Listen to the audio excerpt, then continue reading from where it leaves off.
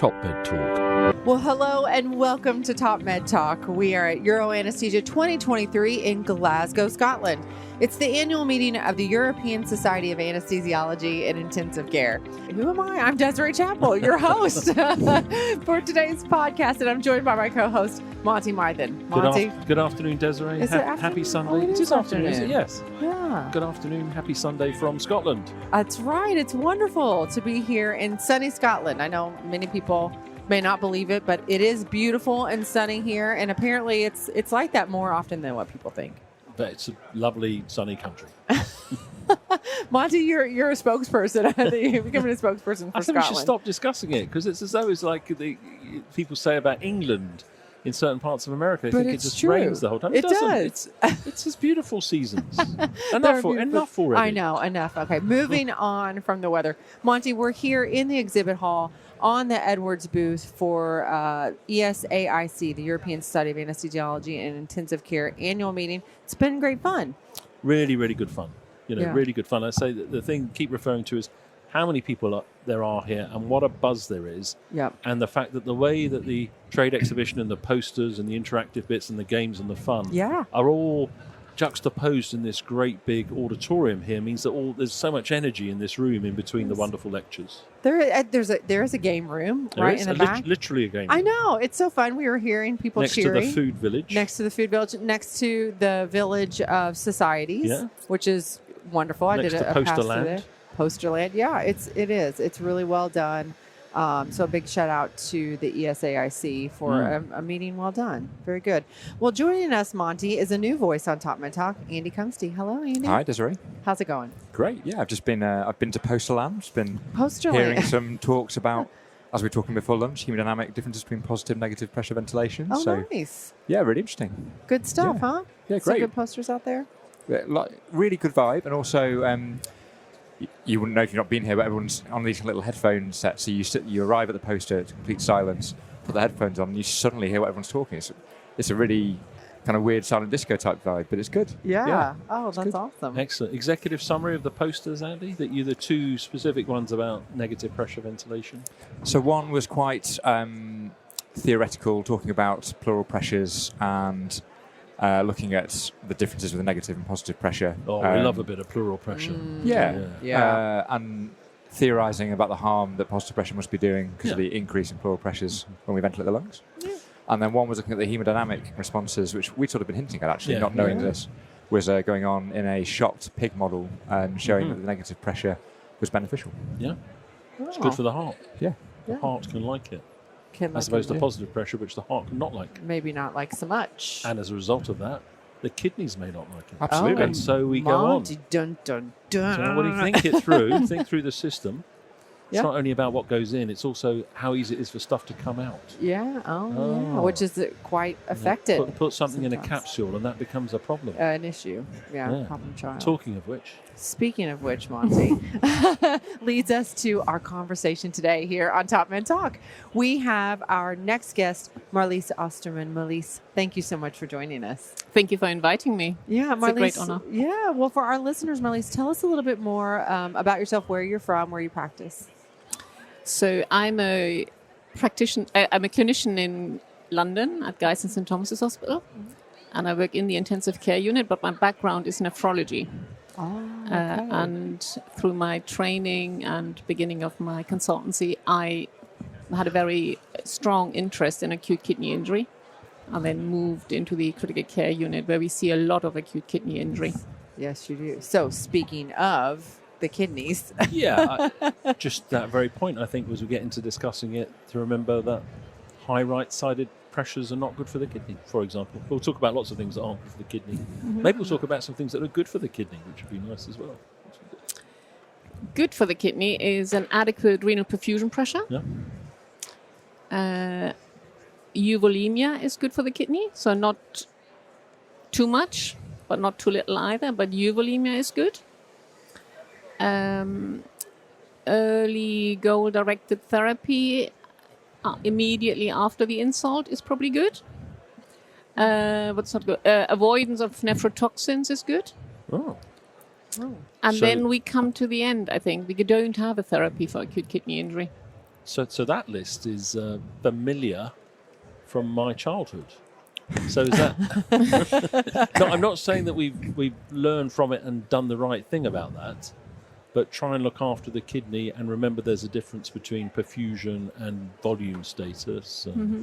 Remember it's in a capsule, and remember the venous pressures play off against the arterial pressures, and avoid nephrotoxins, which we often talk about. Are we good at it, avoiding nephrotoxins? No. Because it's a pretty long list, isn't it, if we actually read...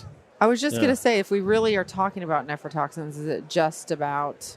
I mean, what are some of the drugs and medications that we're talking about here? So there are quite a lot of commonly used drugs that are definitely nephrotoxic, so harmful to kidney function. So the common ones are obviously antibiotics. It's clear that 1 in 3 people in the ICU get nephrotoxic drugs as part of their usual management. Wow. And then there are drugs that are not necessarily harmful, i.e. toxic, but may still accumulate and then be harmful to the rest of the body. So sedatives, beta blockers. And we have very little understanding of drug management in acute kidney injury. Yeah. And we kind of got used to, in the critical care setting, with the availability of continuous venous hemofiltration, to sort of regarding the kidneys switching off at some stage as being part of being in intensive care. It being very, very common. Normal. And, Almost. Don't stress yourself. We kind of stopped with calling things acute tubular necrosis, and expand a little bit on that, because the kidneys often come back, don't they? Sure, they do often come back. That is correct. When we say they come back, so they start making urine again, and their creatinine comes down. And often the creatinine comes actually down to baseline, but it doesn't necessarily mean that kidney function is back to baseline, because creatinine obviously not only depends on kidney function, but also on muscle metabolism and liver. So you can easily be misled by a creatinine level in patients who've been in the intensive care unit for a while, because it may not represent kidney function. It may just be low or reduced as a result of muscle wasting. Gotcha. So we'll must remember to come back to that bit, because we were involved in some guidelines, of which one of the conclusions in perioperative acute kidney injury was to remember, if there had been an insult, to follow the patients up. Don't assume because they walked out that they walked out with the kidneys they came in with. But we'll come back to that one. Andy, you're a younger intensivist. So I encourage you to ask Marlies, a world expert in this space, about some top tips about looking after your patient's kidneys. Well, I think you touched on a nice long list a second ago, but how do I do that in practice? I mean, it's easy to say we target euvolemia, but in practice, how do I do that at the bedside? And I avoid nephrotoxins, but have I got alternatives that I can give which are not nephrotoxic? I mean, it's a bit of a minefield just trying to work with every patient, isn't it? Yeah, absolutely right. It is very difficult. And it's difficult for 2 reasons. Firstly, the markers which we use to judge renal function, kidney function, are non-specific. Yes. So we rely on creatinine and urine output to judge whether kidneys are working or not, and both are poor indicators in the acute setting. Yeah. So we don't even notice when acute kidney injury begins. Yeah. What we see is a creatinine rise, and usually creatinine rise, by the time we detect it, the injury is at least 36 hours old. Wow. So we don't see the immediate injury to the kidneys. By the time we're diagnosed, we're too late. Secondly, the creatinine, as already alluded to, is not renal specific, and it may not go up in acute kidney injury if you've got liver disease, for instance, because you need the liver to make creatine. And then secondly, the second problem is that we don't have a continuous monitoring of kidney function, not like the blood pressure or the heart rate or oxygen saturation. There is absolutely nothing on a monitor which tells you that the drug which you've just given may be harmful to kidney function. And we do not know whether, for instance, increasing the blood pressure or allowing the CVP to go up has an immediate effect on the kidney. If we could see that, that would be much, much more helpful.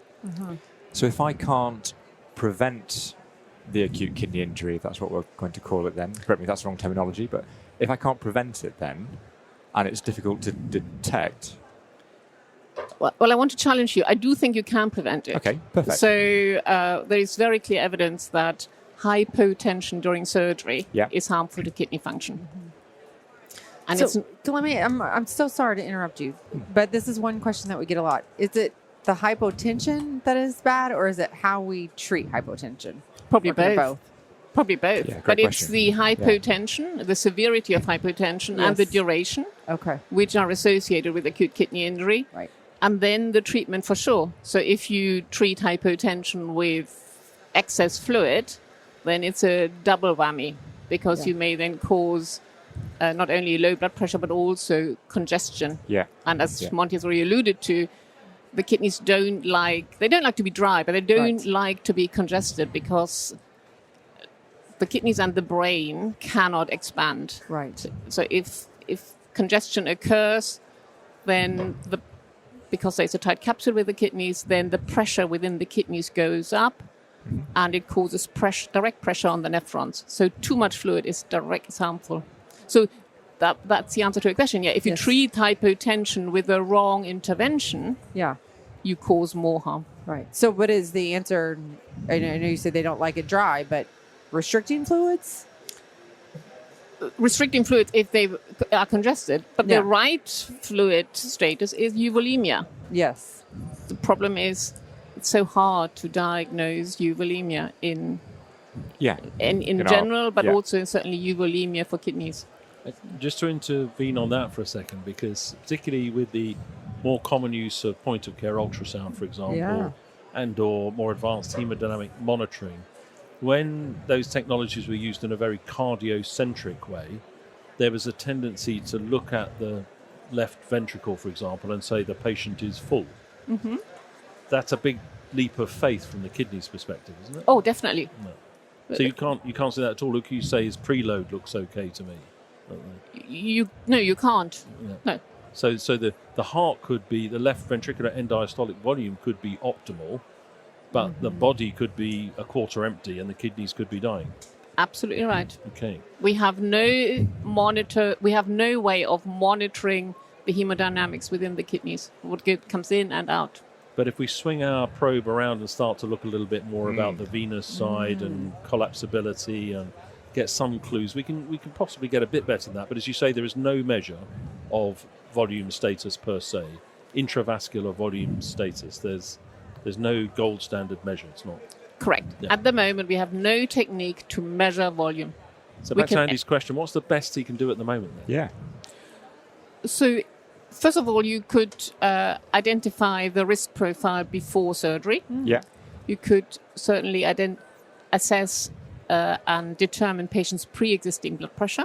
Mm-hmm. And we now have evidence from Australia that if you aim for patients' pre-existing blood pressure...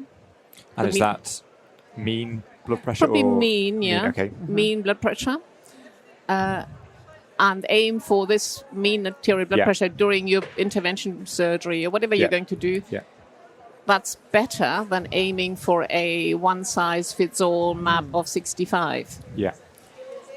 If you then also look at your CVP, on the right side, and essentially determine the renal perfusion pressure, which is MAP minus CVP, again, it's better than just focusing on MAP. Interesting. And so what about where I have to almost intentionally give a toxin to the kidneys? For example, a scan where they're going to get contrast or, an NSAID. Exactly. Yeah, an unavoidable, whatever that may be. And so where I know I have to do that, is there any way we can minimise the harm I might be causing by doing that? Or do I have to just react afterwards to try and pick up the damage? Okay, so in terms of nephrotoxin, so I put it to you, NSAIDs are probably avoidable. I'm sure there's always been an alternative to an NSAID. Yeah. But contrast may not be avoidable. But actually it turns out that our fear of contrast was probably a bit overestimated, and that people who need a contrast procedure, whether it's an intervention or a scan, should have the scan. Yeah. The risk of nephrotoxicity from the scan is probably not as much, or not as high as we used to think, because we use less nephrotoxic media, contrast media, the radiologists use less, and the person who needs a scan will come to more harm from avoiding the scan out of fear than actually doing the scan. So when I get down to radiology at 3 a.m. on that nasty night on call shift, and the radiologist says I can't do the scan, there's no creatinine measurement, just tell them fantastic. to I will go ahead. I will quote that. It's all okay. Yeah, brilliant. The fear is overestimated. Yeah. Good. Okay. And then so it's overestimated, but I presume there's no zero risks. If there are some patients who are going to suffer from that, what's the first sign that we'd be able to detect afterwards? You mentioned creatinine doesn't appear till 36 hours later. I mean, that's correct. So at the moment, in routine clinical practice, we don't have any other tools, right? Sadly, but there are new biomarkers available. They haven't quite made it into routine clinical practice, but ultimately, that's what we need. We need better markers to tell us that kidney function is going down. What are the most promising ones, do you think, then, that we might be seeing coming in the near future? Yeah, I think the most promising ones are probably the cell cycle arrest markers, because they're the earliest and they've got the best evidence. Right. And they go up within 4 or 5 hours. And they're specific for kidney injury, or? Well, cell cycle arrest markers have been routinely available, and the oncologists know much more about cell cycle arrest markers. So we're using them sort of in an indirect context as a signal of kidney injury, but it could be signaling something else as well, or? So when I was talking about cell cycle arrest marker, I was referring to the tubular cell cycle arrest markers. So cell cycle arrest markers stem from the tubule and get released into the urine within hours of an insult, and they are available. And have been tested. Yeah. So we've done this before on TopMed Talk a little bit there. A number of them commercially available now and well tested and well validated to a point whereby I think they're even creeping into some of the gradations of what constitutes acute kidney injury. Is that correct? When we're not just going we think of the sort of guidelines as being creatinine and urine outputs, but are they in there now, or saying they're at a point whereby if you've got some of these biomarkers elevated, you've got acute kidney something? You're touching on a very important point. So we know that people who have a biomarker release following an insult have still an increased risk of long-term complications, even when their creatinine doesn't go up. So they are markers of bad things happening, of harm. And so a group of people, of experts, international experts, has proposed that they should be included in future guidelines and definitions. And the ATKI group has proposed a very early stage of acute kidney injury, which is simply biomarker positive before creatinine rises. Oh, wow. But I should add that the official guidelines and official definitions stem from the KDIGO group. Yes. And the KDIGO expert group is in the process of revising and reviewing the guideline and the definition. And so we don't quite know what they're going to decide. So both from the however that plays out, there's potential there, both from the patient management, but also for quality initiatives, and for clinical trials, because it's a surrogate or proxy marker. It's a real marker, but it's also a proxy marker of worse things that could happen. That's earlier and also much more common. Therefore, the event rate is much higher, isn't it? Absolutely. Yeah. So it's an early indicator that some damage has occurred to the kidneys. And if you look at the 2 PREVACI trials... PREVACI stands for? Prevention of acute kidney injury after cardiac surgery. So the 2 randomized controlled trials that have been completed, and both showed if you intervene early in patients who have a biomarker rise before the creatinine goes up, and you then optimize everything with simple things, blood pressure management, fluid management, avoidance of nephrotoxic drugs, avoidance of hyperglycemia, you reduce the risk of severe acute kidney injury. So there are less people who develop severe acute kidney injury after cardiac surgery. And it's not just the acute kidney injury during this episode. You probably also protect their kidney function down the line long term, because their risk of needing long-term dialysis in 2 or 3 years' time is significantly reduced. So it has a long-term health benefit, for sure. Yeah. That was one question that I was going to ask too, is that, and definitely looking at this through an anesthesia lens. So I'm an anesthesia provider.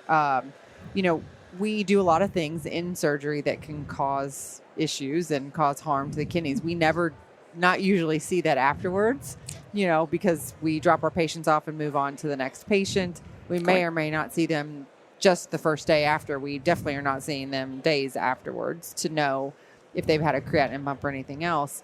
I think one thing that's really interesting is to know that even small bumps in creatinine, and maybe even without a creatinine rise, but seeing biomarkers show up, like that is actually causing long-term problems. That's not just something that is acute and it's a small bump in creatinine. I don't know how many times I've said that over my career. Oh, it's just a little bump in creatinine, or heard that, Okay. So our colleagues in Austria have clearly shown that patients with any change in creatinine after cardiac surgery, even a small tiny bit, which doesn't meet the criteria for AKI yet, is associated with an increased mortality in the subsequent 12 months and an increase in complications. Very sure. So any bump is bad. Yeah.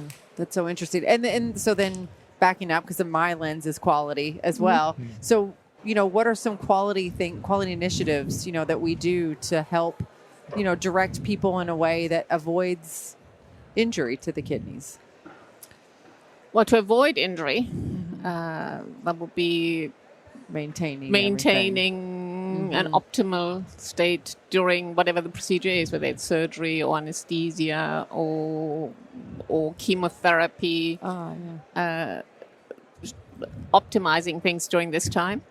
And then I think it may not be possible to avoid the nephrotoxic insult completely, but I then put it to you that it would be helpful to recognize some things early and then intervene before the creatinine goes up higher.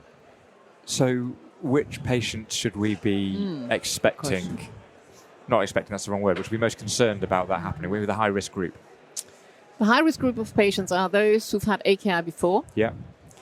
And the fact that their creatinine has returned to baseline should not stop people from considering them as high risk. Any episode of acute kidney injury leaves a scar in the kidney. And their creatinine may have returned to normal, but they do not have normal renal reserve. So their kidneys are scarred. And so if a next insult occurs, they're at higher risk of having another episode of AKI. Secondly, the people who really have chronic kidney disease, because they have even less renal reserve and have less kidney mass to play with. Yeah. So I guess that leads into the quality thing. But how do we remember that? As an institution, when the patient has their operation, goes home, comes back in years later, how do we find out? How do I find out this patient I'm about to anaesthetize had an acute kidney injury 5-10 years ago? Do I have to go back and look through all the creatinine bloods from 10 years past, or is there? I'm going to step in for 1 second and just ask Andy, why not just look after everyone properly? We should do, absolutely. I just thought I'd throw that one. Well, but I mean, do you avoid nephrotoxic agents in everyone? I was being mischievous. No, I think it's a fair question. But if we're trying to identify this high-risk group, we label's the wrong word, but we give patients a diagnosis of chronic kidney disease. I very rarely get patients come into the operating room who've got a diagnosis of previous acute kidney injury. What's interesting though is we use an EMR and we've had it now since 2013. So there is historically you actually can look back. And if they've had surgery or when they've had surgery before, that old chart is the first thing that pops up. And if they've had AKI or something that was noted on those charts, those do. So there is starting to some of that is available, but that is very difficult to know, and patients are going to know if they have an AKI, right? We don't tell them. They don't know. That's the problem. But it brings us back to what Monty said. We accepted that patients had acute kidney injury, and we were happy when their creatinine returned to baseline. And then we didn't even tell patients about it, nor did we put it in a discharge summary. So ultimately, nobody really knows. The patient doesn't know, the GP doesn't know because it doesn't enter the discharge summary. And the subsequent clinician doesn't know either. Yeah. Well, another point to this is do we look at, if we don't know about the patient, the risk of the procedure that they're having? No, I mean, cardiac cases, we know we probably need to be a little bit more aware there. Other high-risk patients where you're going to have blood loss, patients that that it's going to be a lot harder to meet the mark when it comes to fluids and really managing hemodynamics, upping our monitoring for them, totally avoiding nephrotoxic agents or, that could cause problems, I guess would be another way to look at it, perhaps. Yes, I mean, there are other high-risk surgeries. So any vascular surgery is associated with an increased risk. But back to the original question, there are a few more things you can do. You can obviously reduce or stop medications that may be additionally harmful, like an ACE inhibitor beforehand. Of course. You could stop the ARB beforehand. Yeah. You could make sure that they don't enter surgery hypovolemic. You may think about the diuretics, whether you stop them beforehand or not. So I think in a planned procedure, there are ways to optimize and reduce the risk as much as possible. I think you can't avoid every episode of AKI. If a vascular surgeon operates on the renal artery, then it's difficult. If there's bleeding during surgery, it may just be difficult. Marlies, the bit beforehand, because we've talked about euvolemia. Now, hydration status is discrete sometimes from intravascular volume status. So there is a benefit, as far as I understand it, to being very well hydrated beforehand, because you've ideally optimized your intracellular and interstitial fluid volumes, which means that if you do need to do a bit of auto transfusion, you've got a much better chance of doing. Am I putting that too simplistically? No, it's absolutely correct. Yeah, that's absolutely correct. Yeah. So the idea of doing the fluid drinking and not having the NPO and actually encouraging fluid to get some fluid in the tank, which is not in your intravascular system necessarily, but lurking in the cells and the interstitium, ready to help would be good. That's absolutely right. And I should probably bring in the relief trial from Australia here, where they looked at restricting fluid intake or fluid administration during surgery in people who came in for major surgery, elective major surgery. So they had been starving, they had been nil by mouth for a while.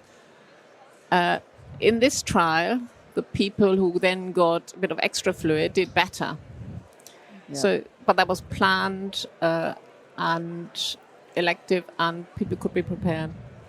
So I'm going to bring you at the end back to what should we do to follow up our patients. And before that, I think we're going to take you to what did you mean by goal-directed therapy, because it's a word we often use. But just before that, I want to introduce two other things. We've touched on the venous pressure. Now, I think we spent quite a long time not thinking about venous pressure when we think about renal perfusion pressure. You've mentioned the fact that because it's in a capsule, that's important. And the renal perfusion pressure is a balance between the in pressure and the out pressure, the back pressure. That's not unusual as a patient becomes more critically unwell. It's particularly as acute lung injury is a common component of being on an intensive care unit. To start to get positive pressure ventilation, to increase the amount of positive end expiratory pressure, PEEP, which is starting to produce right heart strain, which might start to turn into right heart dysfunction with a dilated right heart and tricuspid regurgitation and a really tense, CVP might go up into the teens, it might go up to 20. And now we've got a MAP of 60 and a CVP of 20. Am I getting the equation there right to say, well, hang on a second, that's not really 60. No. That's 40. Correct. Yeah. Now, the next consequence, sorry to drivel on about this, is the back pressure now gets to the gut, and the gut's becoming edematous. You're enterally feeding, and the tummy starting to bloat and splint the diaphragm. So now you have a aching right heart, a compromised left heart, a high venous pressure, a low blood pressure, and now you've got intra-abdominal pressure as well. Correct. So what do we do about the CVP and the intra-abdominal pressure? Those, I think they're all in play, those things, aren't they? Correct. They're all in the lovely cartoons you put in your thingies to say, Correct. Don't let any of these bad things happen. But that sounds like a normal day at the office to me. Okay. So the renal perfusion pressure in this case of 40 is too low. Okay. Yeah. There's no question. So which one do we change? Do we change the in or the out or the both? Well, ideally all, if you can. So the question is, so if you can get the CVP down, you would. If you can get the intra-abdominal pressure down with whatever means, paralysis or so, you would do that. But the first thing, the easiest, is probably to increase the mean arterial blood pressure. Do you want the pressure to go up as because of adjusting systemic vascular resistance at the arterial, or do you want flow to go up, or do you want to understand what the problem is and fix the problem?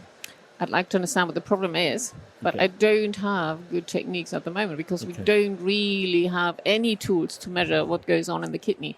And what we tend to do here is just use our standard vasopressor, but we have this increasing understanding now that different vasopressors act differently on the renal hemodynamics, and that, for instance, phenylephrine or vasopressin or noradrenaline or angiotensin act on different parts.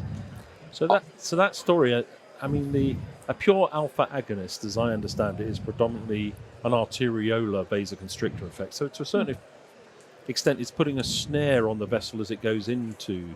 Is it restricting before it gets the capillary bits? It is, but it may be a good thing if it constricts the efferent part of the glomerular vessels, because then it will increase glomerular filtration. Right, so if again, so whether norepinephrine therefore may have a similar effect, but also may give a bit of beta, or we don't know? Or? We don't quite know, really. And the vasopressin story, because the vasopressin slide that's often thrown in, is that it constricts in a different place, and therefore, da-da, everything's going to be okay. I'm not sure. Honestly, I don't know. I'm not sure about vasopressin, actually. What I do know is that, first of all, they act differently, but I don't know which one is best for the kidney in a kidney that's at risk of AKI. I don't know which one is really best for the kidney that has gone into AKI. And ultimately, I do believe we need something which gives us online continuous monitoring of kidney function. And there are now tools available so that in future we can look at the vasopressor and give, more importantly, look at the kidney function when we give our vasopressor, whatever pressor we want to choose, and see whether glomerular filtration is affected, goes down, goes up. That would be wonderful. Similar to a continuous blood pressure monitor. So what tools are available then? Well, there are now tools available. They're coming to the end of their evaluation, but there are online GFR monitors available where you have online recording of patients' glomerular filtration. And they measure transcutaneously substances that rely on glomerular GFR. Right, so it's a non-invasive measurement, transcutaneous, or there's a minimally invasive component? Well, it's non-invasive, but it requires, so essentially you take some blood, a couple of mils of blood, they get labeled with a fluorescent dye. Right. And they depend directly on glomerular filtration. Right. And they can then be measured transcutaneously through a device. Right. And they are coming to the end of their evaluation and will make it into clinical practice. But that would be fantastic, because then you monitor renal function similar to your blood pressure or your saturation or your ECG. And you can see the effect of your intervention. If you give noradrenaline, you can see what happens to GFR. If you give fluids, fluids, you could see that the GFR goes down or up, whatever. And how, so when you inject that back into the patient, is that a one-off and then you get readings for minutes, hours, day, or how long is it going to last for? It's definitely hours, but I don't know I don't know more about it now. So potentially you might have to repeat that measurement or injection. So I'm not sure, but it's more than several hours. Yeah, not minutes. No, it's not minutes. No. It's the aim is to have something a continuous monitor of kidney function. Yeah. So, Marlies, you gave a presentation on hemodynamics, and we mentioned goal-directed therapy, and I can see how this is all starting to play together. So, talk a little bit more about that. I've just really emphasized and highlighted what you already said, that a map alone is not enough to prevent acute kidney injury or to treat acute kidney injury. And certainly a one-size map for everybody is inadequate. And I've highlighted the importance of looking at the right side, so the CVP, and essentially calculating the renal perfusion pressure and aiming for at least a renal perfusion pressure of 60. And I've also highlighted the fact that we are setting up a study now in the UK together with people in Australia. It's a randomized controlled trial to look at the role and the value of resuscitating patients based on their pre-existing mean arterial blood pressure and their renal perfusion pressure, as opposed to standard care, which is aiming for a map of 60 to 65 in everybody. This is a blood pressure like taken immediately pre-operatively, like when they come into the hospital, or a baseline that's done at another time? So the trial which we're setting up is actually in patients coming to the intensive care unit, not just patients... not surgical. Not surgical. Well, they will be included probably. Sure. Anybody coming to the ICU. And we look at the baseline blood pressure before they were ill. Before they were sick. Yeah, that's really interesting. Fantastic. Really interesting. And you know, just as I'm thinking in my mind, I mean, in the ICU, I think it's very reasonable to say that you could easily have a CVP. Intraoperatively, maybe not so much. I mean, we're not usually putting lines in where we're, measuring CVPs anymore. Is that realistic, you think, to continue to say that we probably should be recording CVPs, or at least on higher risk patients? It's a good question. So in Australia, they did a study where they tried to resuscitate patients according to their renal perfusion pressure, which obviously needs a CVP. Yeah. And they accepted that some patients may not have a CVP. Mm-hmm. So they made an assumption. And the assumption was that if patients had pre-existing heart disease, they probably had a CVP between 6 and 10. And if patients had no history of heart disease, they probably had a CVP of 0 to 2. And they worked... So in the absence of a CVP, that was their assumption. And they used this to then determine the perfusion pressure. Uh-huh. And doing this led to a significant reduction in acute kidney injury. Very interesting. Really interesting. Yeah. That's all practical things we can, many of them, do tomorrow. Yeah, absolutely. That's what I was going to say. You could take that home tomorrow and use that. Yes. So in the interest of time, we should probably jump to the final bit. Yes. Which is for example, we were lucky enough to be together on a combined acute disease quality initiative, ADQI, POQI, perioperative quality initiative, set of guidelines which are published in Nature Nephrology Reviews, I think it's called. It's free open access PDF, blah, blah, blah. Look our names up and others, you'll get it. We'll link it, yeah. And one of the, apart from the how to detect and what to do about it and all the things we've been discussing, one of the most challenging things I thought in there was to say that it said that the recommendation is that if a patient's had acute kidney injury, in other words, they've had a creatinine bump, as we used to call it, we should tell them, if they have a general practitioner, we should tell their general practitioner. And we don't want to scare them, but we say you should really have your creatinine checked in the months to follow, and you should have your urine dipsticked. And it didn't seem like a big ask. Is that a reasonable summary? And why write those letters, and why do the creatinine, and why dipstick the urine? What's that all about? Very good. First, for a start, this is absolutely important so that we know. All of you as clinicians, next time when you see the patient, know the patient has had acute kidney injury. Yeah. Secondly, it is absolutely essential that the patient knows they've had acute kidney injury, because they may see different specialists across the world, and they may be the only person who knows their history best, and they can pass on this information. Any form of acute kidney injury puts them at increased risk of chronic kidney disease and needing dialysis prematurely. So they need to know, also with regards to their own risk behavior in non-steroidal use over the counter, for instance, they need to know that this increases their risk of becoming dialysis dependent. And clearly the GP needs to know this because they will coordinate their care. And the dipstick of the urine. Oh, the dipstick of the urine. Okay, perfect. So the dipstick of the urine is there to look for proteinuria. That's simple. As simple as that. And proteinuria is the first sign of chronic kidney disease before the creatinine goes up. And it's easy to monitor. It costs absolutely nothing, and it goes up before the creatinine goes up. For chronic kidney disease. For chronic kidney disease, that would be acute. No. It's a marker of chronic damage. Mm-hmm. So you have your urine dipstick, which has gone out of fashion a little bit as a routine part of visiting the GP. But because of this letter, they check your creatinine, which is not and dipstick urine. If there's protein on it, they say, we need to send you back to see a nephrologist.